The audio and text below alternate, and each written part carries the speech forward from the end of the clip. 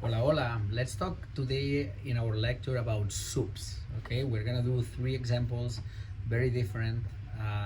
The three of them. The first one, it's gonna be vegetable based. We're gonna do a celery soup, and yes, from celery you can do soup, and it's really good actually. Let's talk a little bit towards the science behind.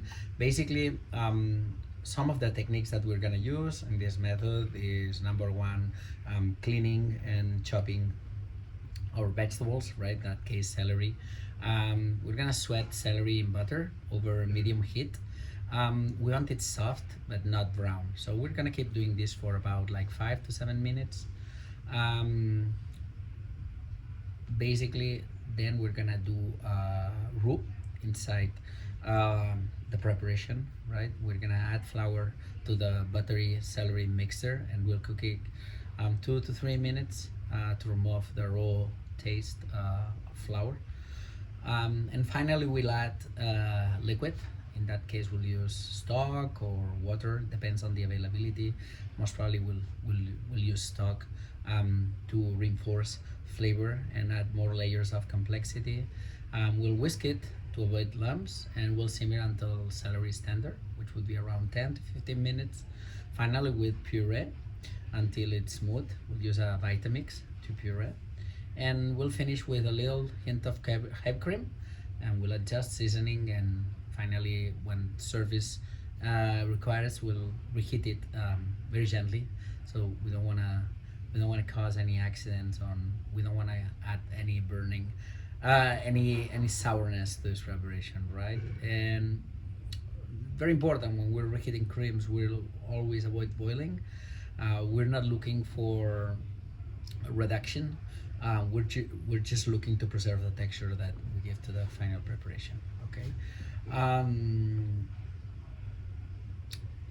as we're saying this as well, it's very important to say that cream works as a emulsion stabilizer um, when it decreases above 85 Celsius, right?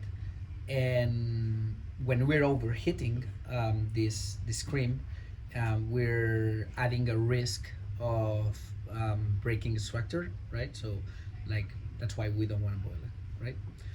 Secondly, we're gonna do an egg flour soup.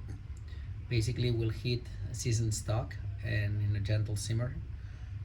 We'll beat eggs lightly, and we'll stir stock in one direction to create a slow sort of whirlpool. We'll slowly drizzle eggs into the moving liquid, letting them to sit into ribbons. And finally, we'll garnish with finely sliced scallion. Okay. The most important things in this preparation is the egg coagulation. We want the eggs denature between 62 to 70 Celsius degrees, and forming ribbons, curdling when they're poured in thin streams, right? And as well, we need to be very aware of flow control, right? So basically, stirring aligns stretched eggs proteins into threads before they're fully set, so we get more uniform shapes on because of the movement. Um, Finally, we'll cook a black bean soup. Important to soak beans overnight in cold water. Okay. And in this recipe, what we'll do is we'll saute onion, garlic, Fresno pepper, green bell peppers, and tomatoes until they're soft and aromatic. We'll add black beans and water or stock to cover, and simmer until beans are tender, which would be like 1 hour, 1 hour and a half. Depending on the recipe or depending on the texture of the beans, we'll blend partially or fully, depending on the desired texture that we want. And we'll stir in chopped cilantro at the end just to adjust seasoning. Okay, thank you very much, and I hope that we learn from these three different approaches, and we'll have a great class. Thank you.